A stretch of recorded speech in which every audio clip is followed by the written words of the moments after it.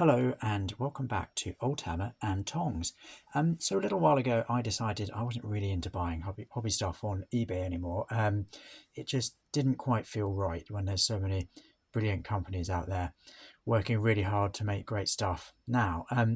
But I have discovered a company called Demon's Lair, which is run by a really nice guy called Richard. And Richard sells stuff from his website, authentic, Oldhammer, and he makes a real point of making sure that pricing is super fair.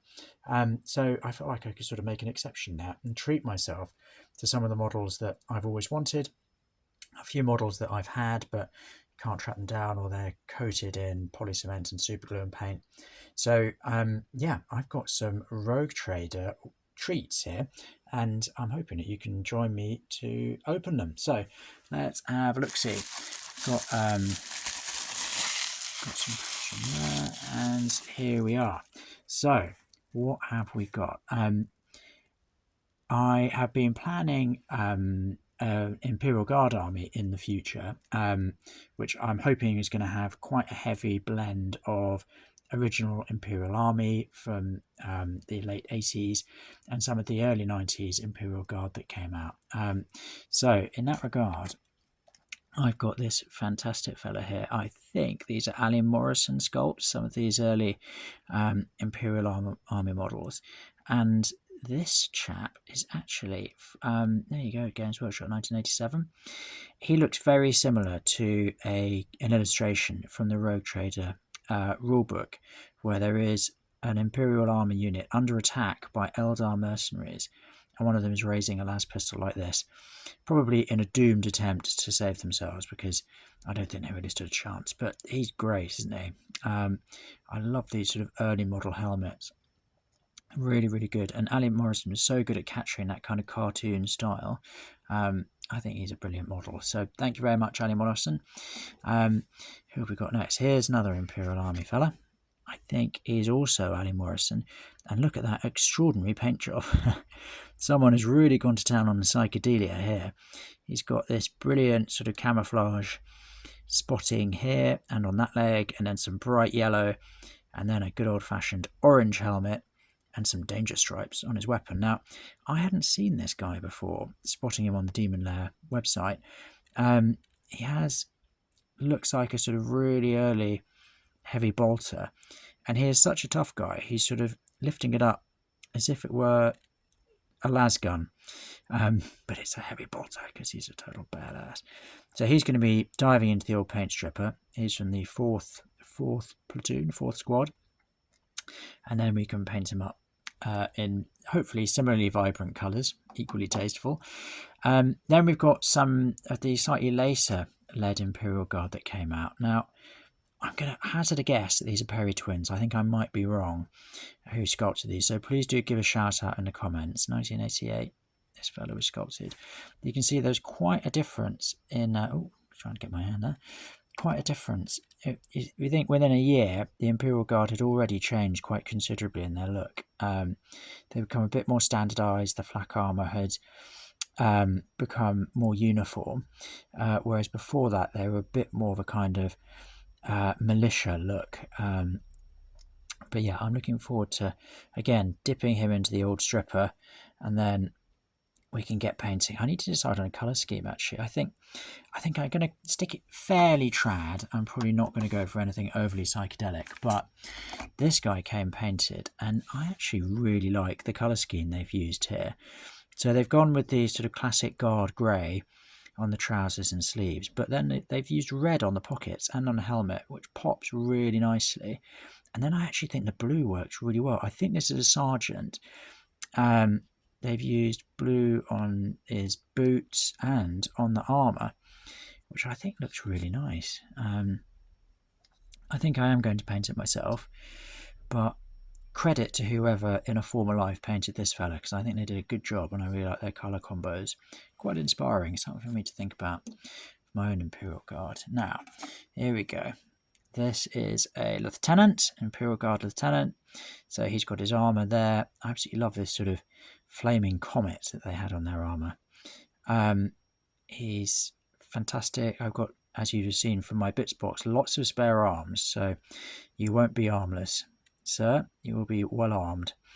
And yeah, looking forward to painting him up to look glorious too.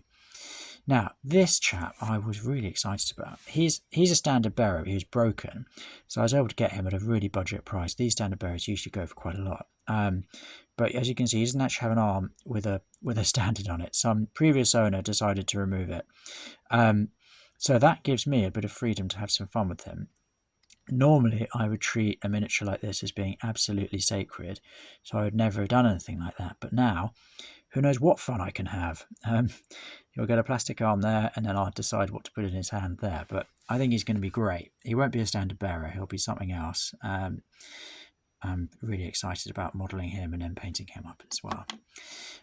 Now, here we've got a few extras. So, this is one of the original, I think they were Death Eagle Space Marines, Mark Copplestone, in 1989, I think. Shout out in the comments if I'm wrong. Sculpted some Space Marines that were not Mark 6, they were not beakies. He made 3 of them, all of them in fantastic poses, including this guy with a plasma gun. So they were called Death Eagles, and they had these sort of eagles on their shoulder pads. Oh, sorry, let's get that in focus. There you go, really beautifully sculpted. He just made 3 of them, and there was no real sort of explanation about why they look so different to Mark 6 Marines. And then nothing else happened for a couple of years afterwards, and then suddenly Mark 7 Marines came along, and everything changed for the Space Marines. That's the sort of much more the typical Space Marine we think of today. Now this guy's actually, he's got a bit of battle damage. First off, he's coated in undercoat. He's absolutely coated, so a lot of the detail has been sprayed over, but also his face is a bit smushed. Someone's taken the old nail file to him with a bit too much enthusiasm. So again, I was able to get him at a much reduced price. Normally these go for sort of 20-30 quid up per person, and I got it for a lot less than that, a fraction of the price. So I'm really excited. And also the fact that he's a bit smushed in his face means I can be a bit more relaxed about painting him in garish colours. So I had to decide which of my chapters he's going to fit into, but I'm super excited about painting him. Thank you, Mark Copplestone, for sculpting him. Here, this is a completely unexpected purchase. I don't really collect goblins. He's called a lesser goblin, and he is from the, it doesn't say, from the mid-80s. I would hazard a guess. He doesn't fit in with any of my plans, any of my collections, but I just thought it was a great little model. I love that shield. Can you see how the shield actually, come into focus? The shield really looks like it's just sort of a bit of a chopped up door that he's taken. He's got this really crude club, and then he's got a mohawk. And let's get it in focus. And I do just love a good mohawk. So really very happy to welcome you, young man, as part of my overall collection. And then here, for the Old World Army Challenge, I'd been picking up some of these Orc Raiders from the old Orc Raider box set that came out in the early days of Rogue Trader. I believe this is Thrug, who I think is the commanding officer of the Orc Raiders, and I didn't have him yet. So I'm really excited that he's now on board. He's been heavily coated in paint, so much so it's quite hard to see the detail here. But he's a really beautiful model, a mean orky face. He's going to be getting a bit of a dip as well to clean him up, and then I'll be starting again at some point with my Old World Army Challenge Orc project. So there you go. There are some goodies. Do have a look at Demon's Lair. They're on Instagram, and they've got a website, and they've got all sorts of loveliness. Let's go and have a last look. Boop. There we go. There they all are. Hello, fellas. So yeah, thank you so much for joining me at Oldhammer and Tongs. Please do watch our other videos. Feel free to like, subscribe, share with any friends you think might be interested. And you can also follow us on Instagram, Oldhammer and Tongs. Thank you, and see you next time. Bye-bye.